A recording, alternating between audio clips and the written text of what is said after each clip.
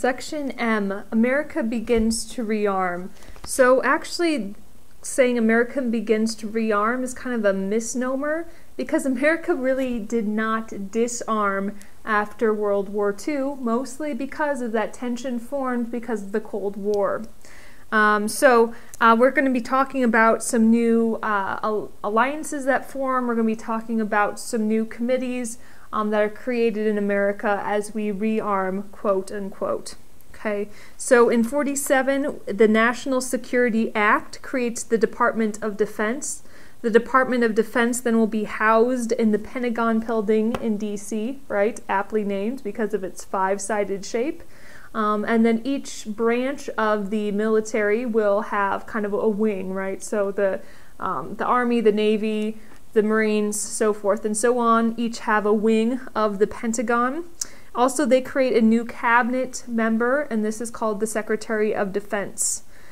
So the unified leaders of the armed forces, so the guys in charge of the Navy, the guy that's in charge of the Army, the Air Force, National Guard, all of those folks, together, that is called the Joint Chiefs of Staff. So they all are housed in the Pentagon now.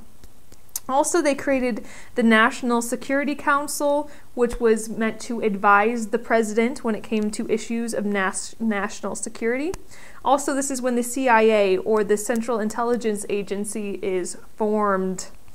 They resurrect the military draft. So starting again in 48, if you're between the ages of 19 and 25, you are up for the draft.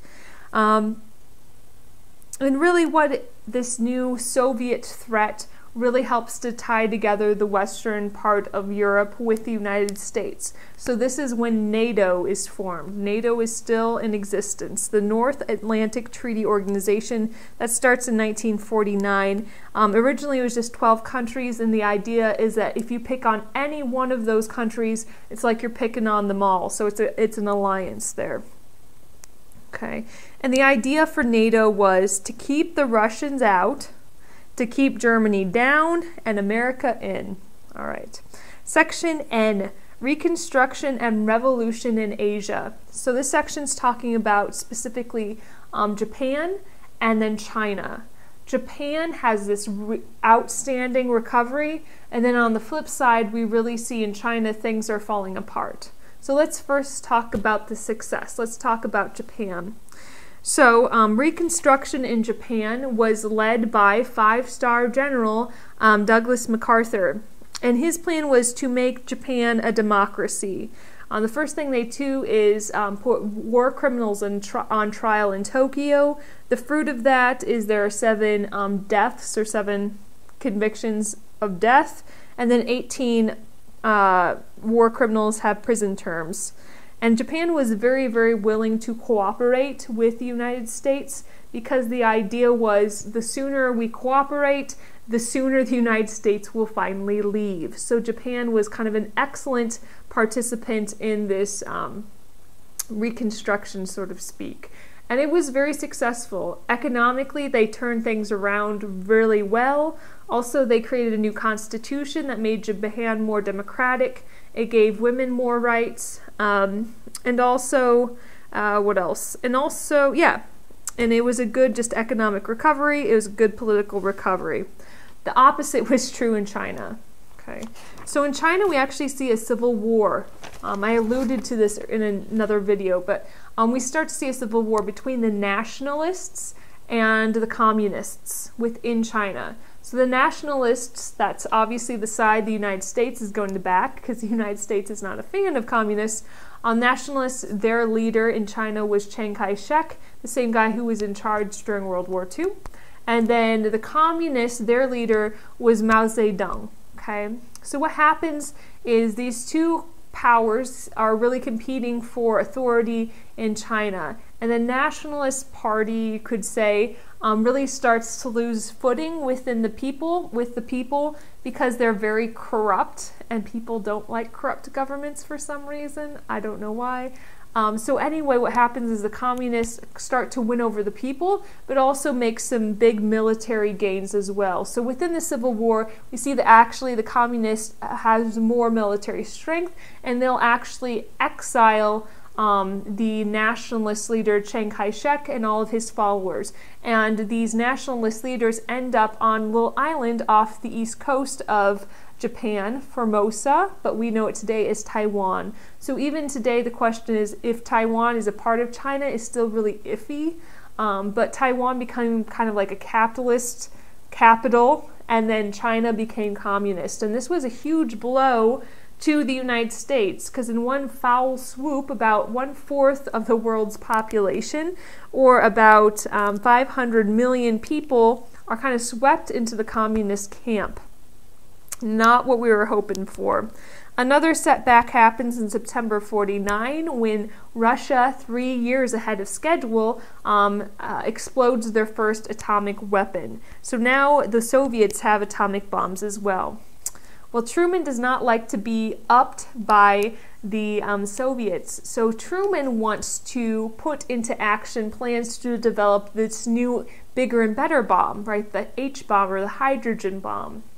Well, when Truman starts talking about developing the hydrogen bomb, that's when we start to see some of these scientists really step up and say, hey, this is not a good idea. For example, Robert Oppenheimer, who had been the lead of the Manhattan Project, or the project that developed nuclear weapons, really warned Truman, this is not a good idea. This is against humanity to be building such a weapon. Also, Albert Einstein voices his opposition, but nonetheless, Truman does develop the atomic, or the hydrogen bomb, and will actually explode the first one over an abandoned region in the South Pacific in '52. And the Soviets, not to be outdone, will also develop the hydrogen bomb, so that'll be developed in '53. So now it's not just the nuclear warfare or the nuclear bombs of, back in the day in Japan. Now they're even more powerful, about 1,000 times more power in each bomb. And really, there is peace. The Cold War stays peaceful at this time, mostly because of mutual terror. If we drop a bomb on them, they're going to drop a bomb on us, and that's not a really stable peace, right? Section O, fettering out alleged communists.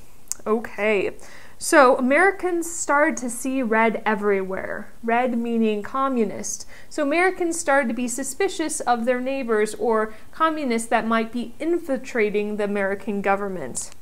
They feared there might be communist spies that would undermine the government and misdirect foreign policy, and Truman's response to this was to create a loyalty program.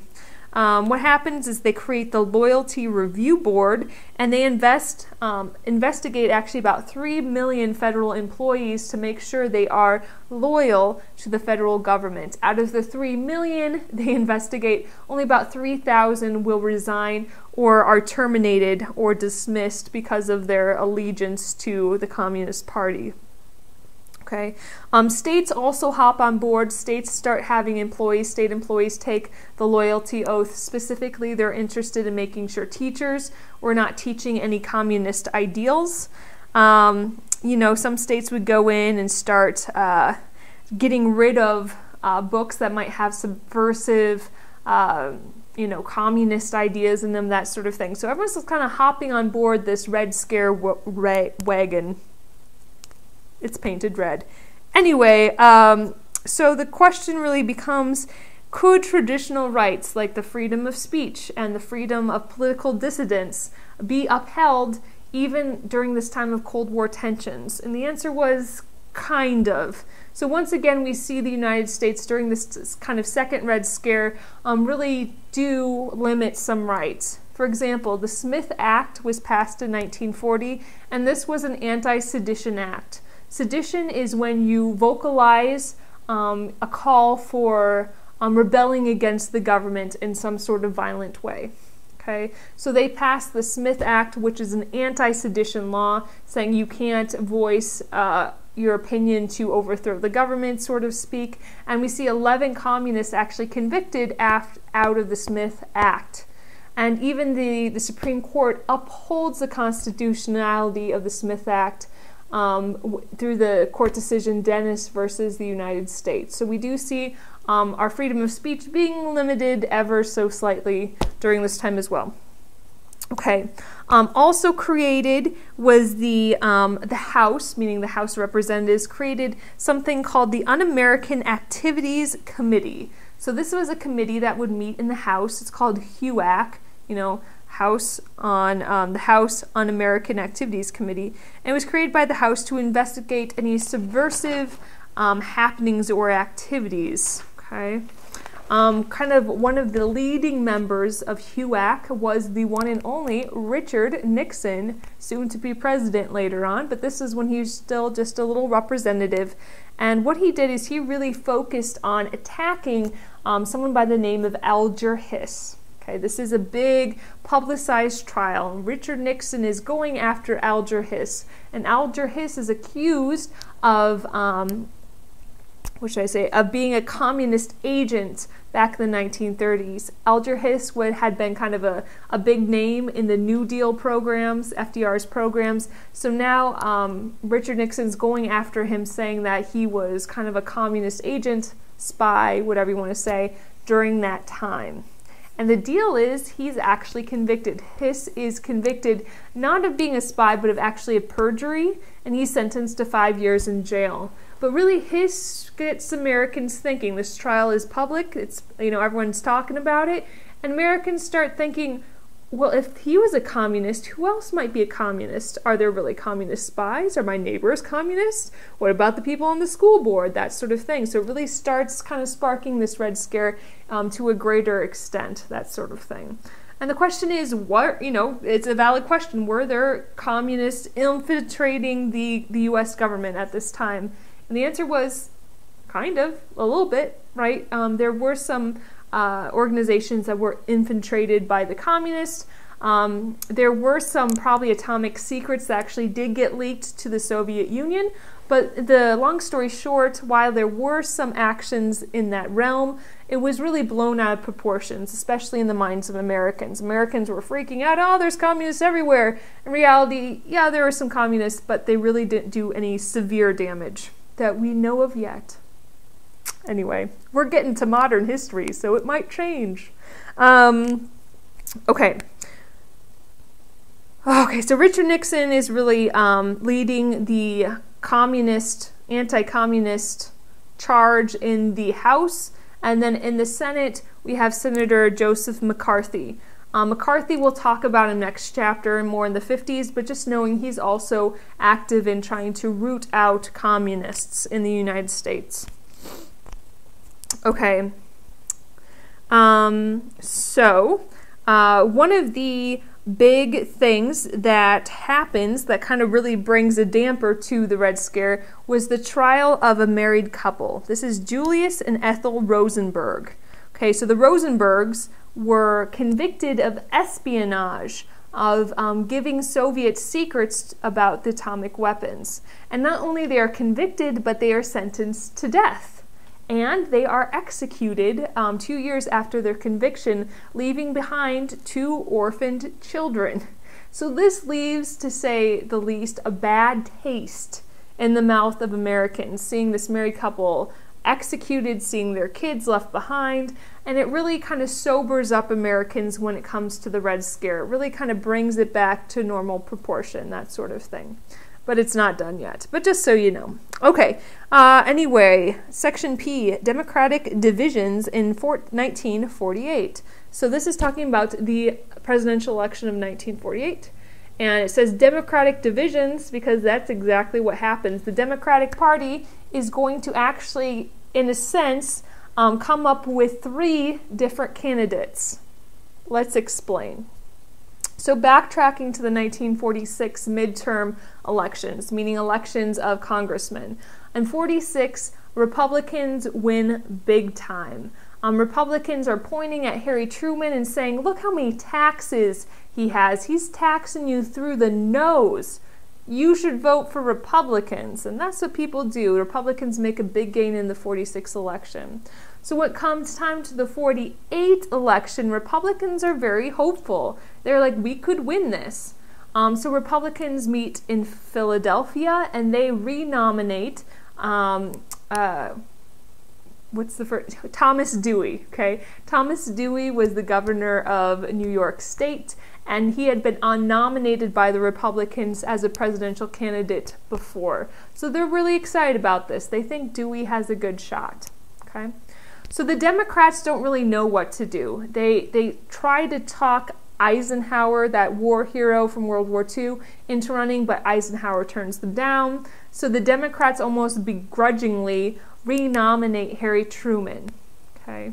The problem was the Southern Democrats did not like that one little bit, because Harry Truman had desegregated the Army in 1948. So, yes, in 48, he was working towards it. So he desegregated the Army. Anyway, so the Southern Democrats decide that they're going to nominate their own candidate because they do not like Truman. So they meet in the South, I think it's in Birmingham, anyway, and they nominate Senator Strom Thurmond. And these are kind of called the Dixiecrats, right? Like Democrats, but from the South, the Dixiecrats. So the Dixiecrats are nominating Senator Thurmond on the platform of kind of states' rights, right? A true Southern platform there. Okay, and you know, the plot like gravy is thickening, because not only do we have the Democrats nominating or renominating Truman, we have the Dixiecrats nominating Thurmond, and then former vice president under FDR, Henry Wallace, throws his hat into the ring. Okay, he's like, well, if anyone can run, I want to run. And he kind of resurrects, sort of, the Progressive Party. It's kind of like a new Progressive Party. And it's kind of a collection of kind of some oddballs, some former New Dealers, some pacifists, and even some communists. So there's kind of three, quote-unquote, kind of Democrats running in the 48 election.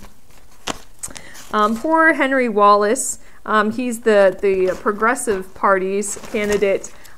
He appears to be kind of pro-Soviet and very liberal. So when he would go around giving speeches, people would literally throw rotten eggs at him. Like, not a figure of speech, eggs on his suit, literally. So, you know, things were looking good for the Republicans, right? Republicans had nominated Thomas Dewey, governor of New York, and then the Democrats were almost hopelessly split between three parties. So the Republicans really thought that they had a good chance of winning. However, do not count Truman out. Do not count Harry Truman out. You know, the Democratic Party did not believe in Truman, but Truman believed in himself. So he went out campaigning like a lot. That was very anticlimactic. Anyway, so he goes on this train tour across the United States. He gives 300, quote-unquote, give 'em hell speeches, condemning the do-nothing Republican Congress, condemning the Taft-Hartley Act as a slave labor act, and really just campaigning his heart out. Well, guess what? It pays off. The underdog wins. Truman wins another term. The electoral count was 303 to Truman, 189 to Dewey, 39 to whatever his name is, Thurmond, and then Henry Wallace gets about like 1 million popular votes. He doesn't get any electoral votes, nonetheless. But this was a huge upset. So much so that Chicago Tribune, right, the Chicago newspaper, actually pre-printed their paper. And the headline was, Dewey defeats Truman. So, in this upset, when Truman defeats Dewey, there's a very famous picture of Henry Truman holding up this kind of misprinted newspaper with a big smile on his face, because he had done the impossible, defeated the odds, became president of the United States again. Okay, so nonetheless, when Truman gives his inaugural address, right, when he's becoming president, he kind of lays out his ideas of foreign policy. His ideas of foreign policy were give as many loans as we can to these struggling democracies, kind of fortifying them against communism. Okay, and also his domestic policy, or his policy concerned with the United States kind of at home, the policy is called the Fair Deal. Okay, the problem is a lot of the policies that he wants to have passed through the Fair Deal don't make it through the Republican-controlled Congress, because right, Truman is a Democrat, Congress is controlled by the Republicans. So a lot of his measures for the fair deal aren't even worth talking about because they don't get passed through Congress, but some things get passed. They increase the minimum wage. They kind of extend the umbrella of old age pensions, meaning more people are included in that old age pension pack, and they also increase some public housing, that sort of thing. All right, section Q. The Korean volcano erupts. There's not even a volcano in this section. Horrible. Nonetheless, we're talking about the Korean War, folks. And the Korean War is a part of the Cold War, right? The Cold War heated up at times, shall we say, and one of those instances was the Korean War. Okay, so this is kind of like a long story, but it's a Korean War, so we should probably talk about it. Okay, so what happens is Korea has been a colony of Japan since like 1910. So Korea was owned by Japan, but after World War II, Japan kind of lost control of Korea because they kind of lost the war, right? So what happens is the Soviet Union kind of adopts the northern part of Korea, and then the United States kind of adopts the southern part of Korea. And Korea is kind of just a big peninsula, and what it really is divided on is the 38th parallel, right? The 38th line of latitude, kind of this imaginary line dividing the peninsula. Okay, so the border is the 38th parallel, above it kind of under the control of the Soviets, below it under control of the United States. And the idea here is both sides, the Soviet Union and the United States, both claim that they want the same thing. They want to eventually reunite Korea and then pull out, give Korea their independence. Okay, but before the United States pulls out, before the Soviet Union pulls out, they each kind of set up a puppet government, respectively.